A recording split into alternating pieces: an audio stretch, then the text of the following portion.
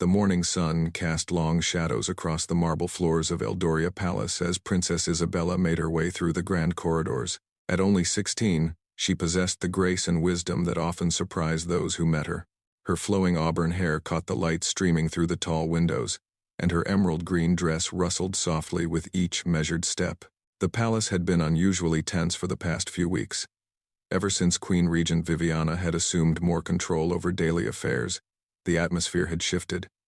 King Edmund, Isabella's father, had been away on diplomatic missions more frequently, leaving his younger wife to handle matters at court.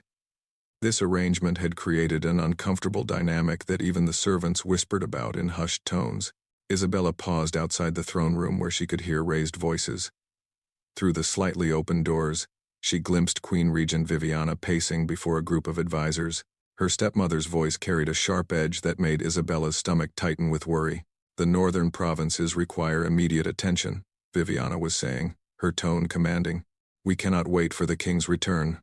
I have the authority to act in his absence, and I intend to use it." Lord Chancellor Marcus, an elderly man who had served Isabella's grandfather, shifted uncomfortably. "Your Majesty, while you do have certain powers as regent, such major decisions traditionally require—" "Traditionally?" Viviana interrupted, her voice rising. "Tradition has made this kingdom weak. The people need strong leadership, not endless deliberation." Isabella felt a chill run down her spine. She had noticed changes in Viviana over the past months. What had once been quiet confidence had transformed into something more forceful, more demanding. The woman who had married her father 3 years ago had been kind and patient. This version of her stepmother seemed like a different person entirely. From her hiding spot, Isabella watched as Viviana dismissed the advisors with a wave of her hand. The men filed out, their faces grave with concern. Lord Chancellor Marcus lingered, clearly wanting to say more.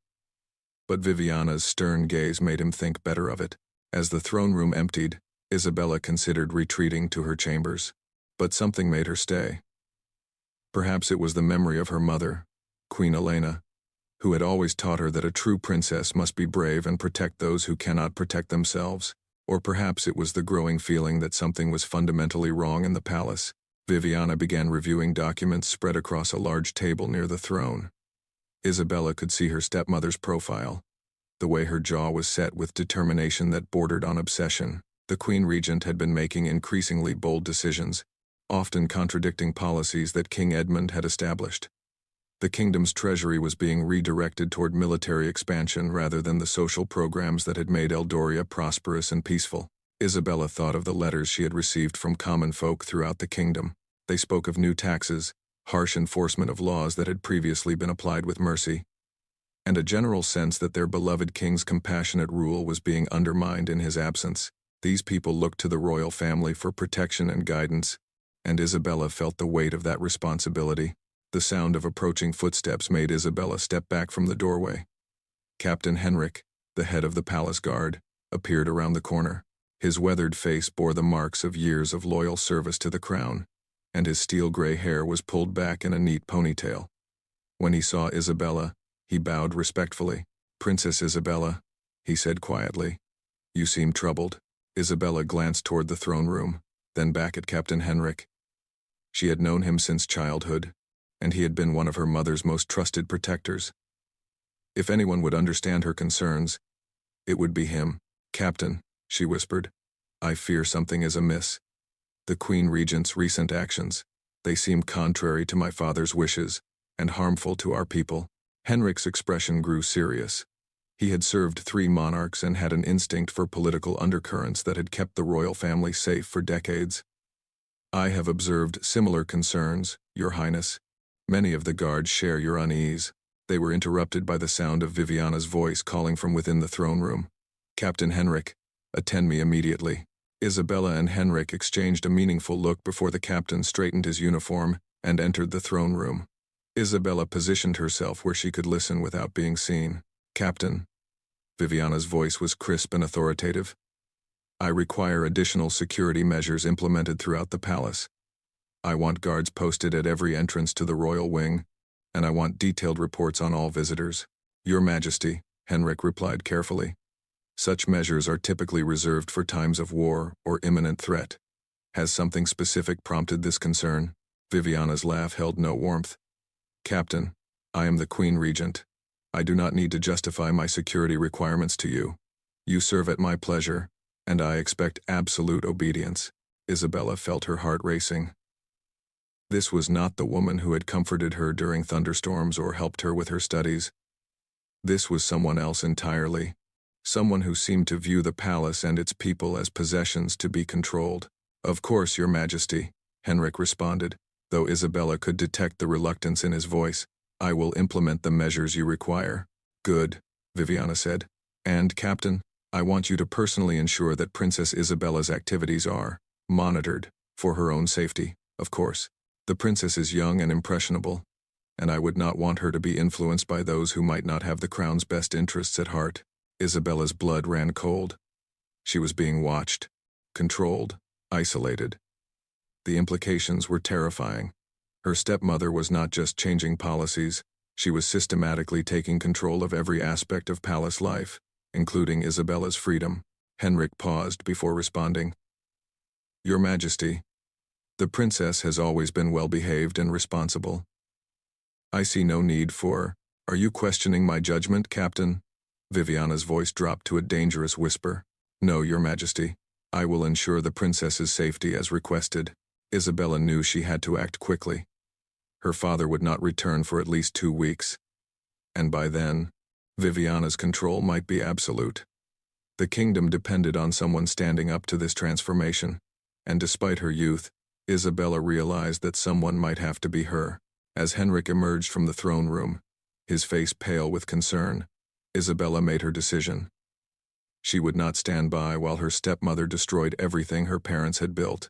She would find a way to protect her people and preserve her father's legacy, even if it meant confronting the most powerful person in the kingdom. The palace around them continued its daily routine, servants going about their duties, nobles attending their social functions, unaware that the very foundation of their kingdom was shifting beneath their feet. But Isabella knew that this false normalcy could not last. The time for action was approaching, and she would be ready. 3 days had passed since Isabella's disturbing discovery in the throne room. During this time, she had carefully observed the changes taking place throughout the palace, while maintaining the appearance of a dutiful princess going about her normal routines. What she discovered filled her with growing alarm. The new security measures had been implemented with military precision. Guards now stood at every corridor leading to the royal wing, their faces stern and unfamiliar. Many of the longtime palace guards, men and women Isabella had known since childhood, had been reassigned to distant posts or dismissed entirely. In their place stood soldiers whose loyalty clearly lay with Queen Regent Viviana, rather than the crown itself. Isabella had attempted to visit the library where she often studied history and literature, but found her path blocked by 2 guards who politely but firmly informed her that the library was being reorganized and was temporarily off-limits to all but essential personnel. When she tried to walk in the gardens where she typically fed the birds and found peace, she discovered that even this simple pleasure was now supervised by watchful eyes. The most disturbing change, however, was in the servants' quarters. Isabella had always made it a point to know the staff personally, a practice her mother had taught her as a way to stay connected to the heart of the kingdom. During her carefully orchestrated visits to the kitchens and cleaning areas, she heard fragments of worried conversations. My sister in the northern village says the tax collectors came again, whispered Maria, a young maid who had been with the palace for only a year. They took nearly everything. Her family barely has enough to survive the winter. Old Thomas, the head gardener who had tended the palace grounds for 30 years, shook his head sadly. It's not the same kingdom we've served. The king would never allow such hardship. Something must be done.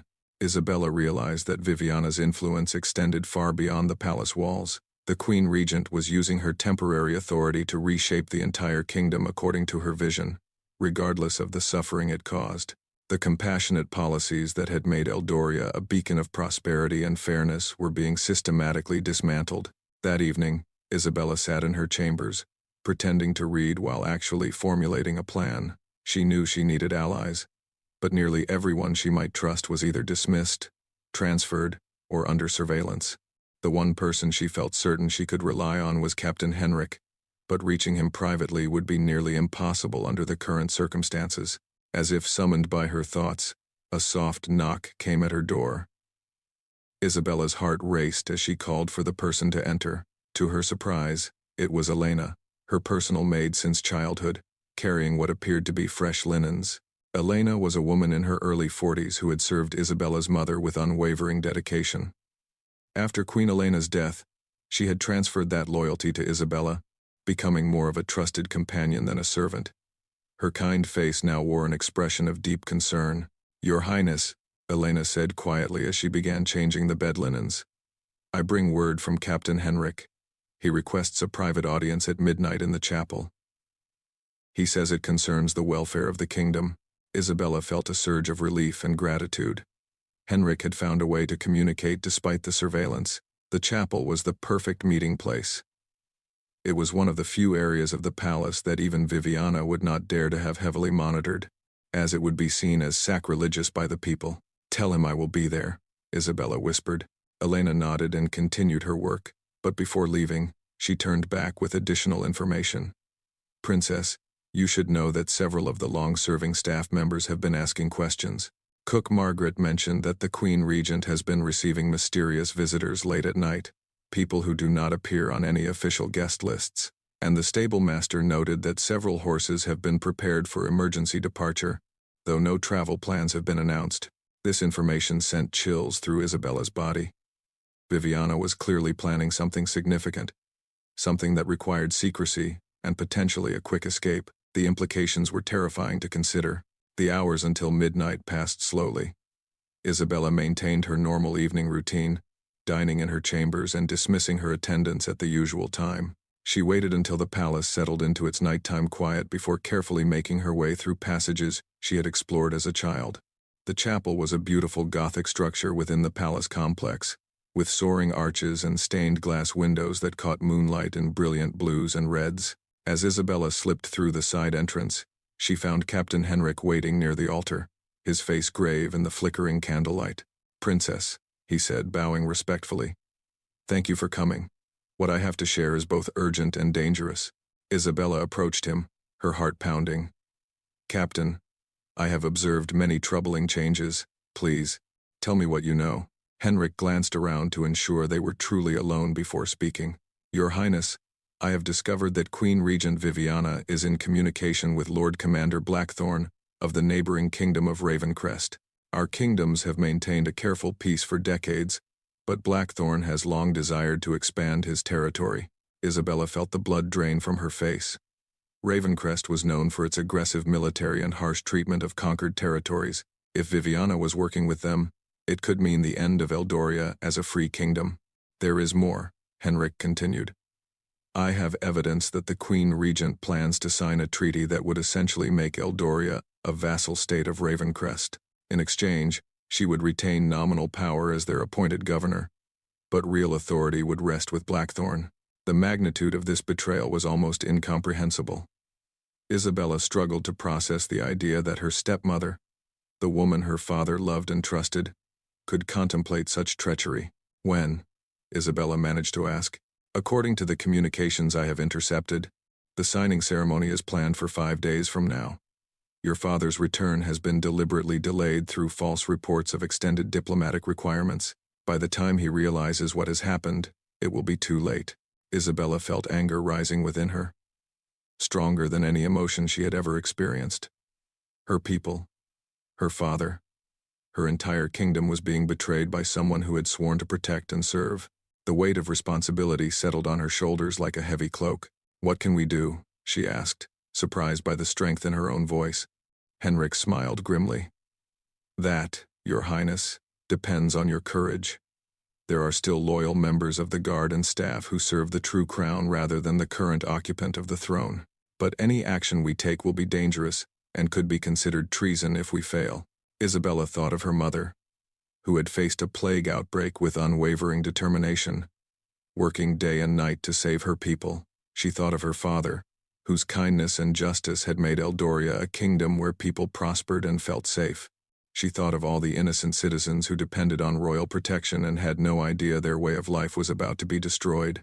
"Captain Henrik," she said, her voice steady and clear. "I am the daughter of King Edmund and Queen Elena. I will not allow our kingdom to fall to treachery and greed. Tell me what must be done." The candlelight flickered across Henrik's weathered face as he smiled with genuine pride. "Your Highness, you are indeed your parents' daughter. Here is what I propose." As they began planning their resistance, neither Isabella nor Henrik noticed the shadow that moved briefly across one of the chapel's upper windows. Someone had been watching, and their secret meeting was no longer secret. The danger they faced had just increased dramatically, though they would not discover this until it was almost too late. The foundation of their carefully laid plans was already beginning to crumble, and the true test of Princess Isabella's courage and resolve was yet to come. The following morning brought an ominous change to the palace atmosphere. Isabella woke to find that additional guards had been posted outside her chambers, and when she attempted her usual morning walk, she was politely but firmly informed that the Queen Regent required her presence in the throne room immediately. As Isabella made her way through the corridors, she noticed that many of the servants avoided making eye contact. Those who did meet her gaze looked frightened and quickly looked away. A cold dread settled in her stomach as she realized that something had gone terribly wrong with their carefully laid plans. The throne room had been transformed. Where once stood the elegant chairs and tables of her father's court, now military officials from Ravencrest flanked the throne. Their black uniforms and cold expressions created an atmosphere of occupation rather than diplomacy.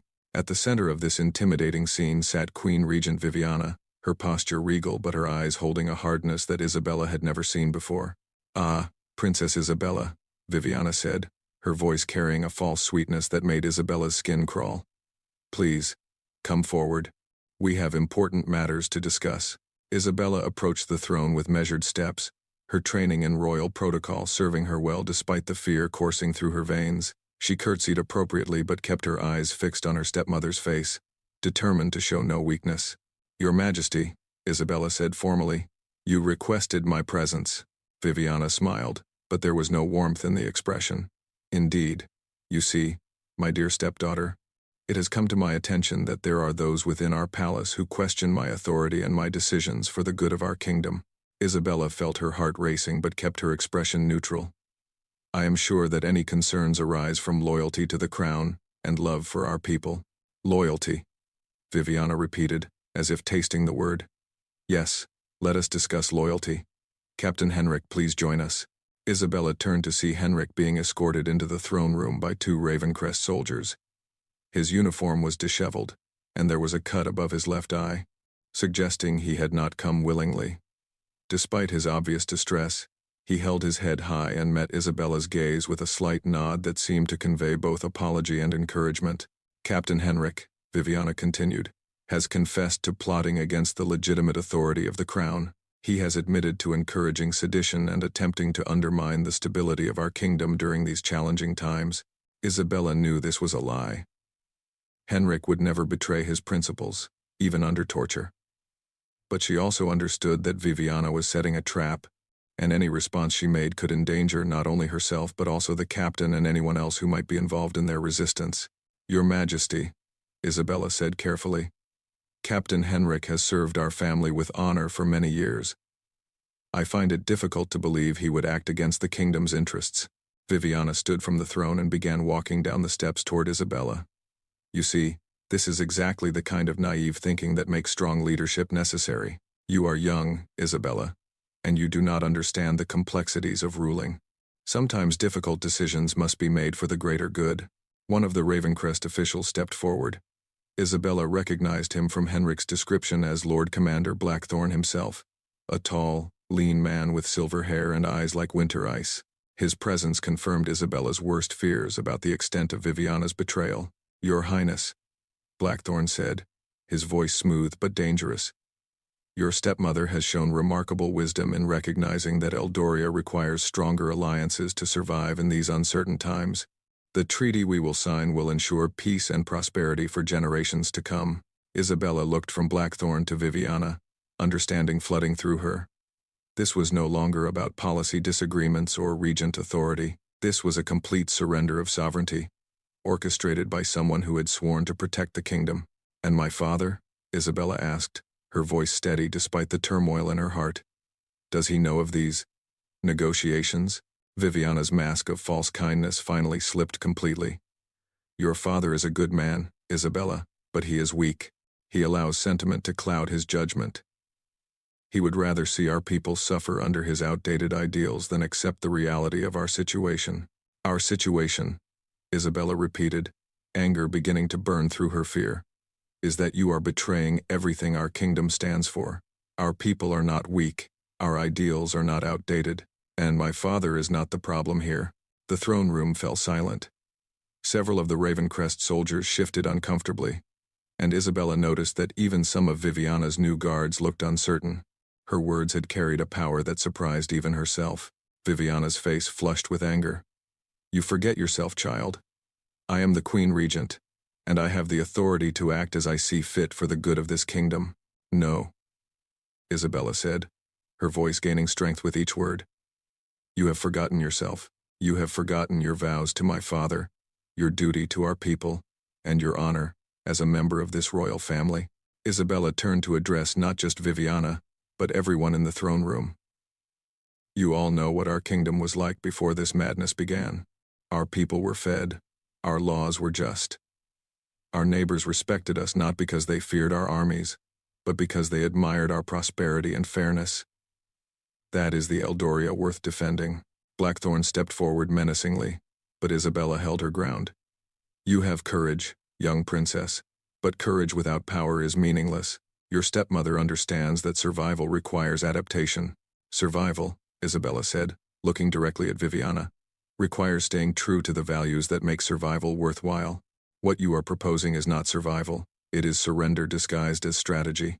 Something in Isabella's words seemed to reach the part of Viviana that remembered who she once was. For just a moment, uncertainty flickered across the Queen Regent's face.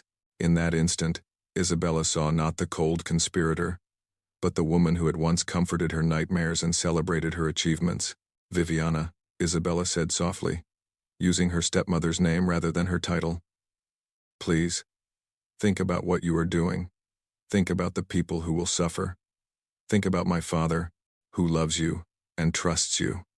It is not too late to stop this. The throne room held its collective breath as Viviana stared at Isabella. The moment stretched endlessly, filled with possibility and danger in equal measure. Then Viviana's expression hardened again. Take her to her chambers, she commanded the guards. She is clearly overwrought and needs time to consider the reality of our situation. As the guards moved toward Isabella, she made one final attempt to reach her stepmother. Viviana, stop, please. Remember who you used to be. Remember the woman my father fell in love with. Viviana paused, her hand halfway to her throat in a gesture Isabella remembered from happier times. For a heartbeat, it seemed as though the words might break through the wall of ambition and fear that had transformed her stepmother. But then Blackthorn placed a firm hand on Viviana's shoulder, and the moment was lost. The Queen Regent straightened, her face once again cold and determined. Remove her, Viviana said quietly. As the guards escorted Isabella from the throne room, she caught one last glimpse of Captain Henrik. Despite his injuries and imprisonment, the old soldier managed to smile at her, an expression of pride and hope that told her their fight was far from over. Isabella realized that her words had not fallen on completely deaf ears. She had seen doubt in some faces, recognition in others, and even in Viviana herself, the briefest flicker of the woman she once was. The seeds of resistance had been planted, and now Isabella had to trust that others would find the courage to let them grow. Back in her chambers, now clearly a prison despite its luxury, Isabella looked out at the kingdom she was determined to save. Somewhere out there, her father was making his way home, unaware of the betrayal awaiting him. Somewhere in the palace, loyal hearts were questioning what they had witnessed, and somewhere within Viviana herself, Isabella believed, the conscience that had been buried under ambition might yet resurface. The battle for Eldoria's soul was just beginning, and Princess Isabella had fired the first shot not with a sword or an army, but with words that reminded everyone present of who they truly were and what they truly owed to the kingdom they had sworn to serve.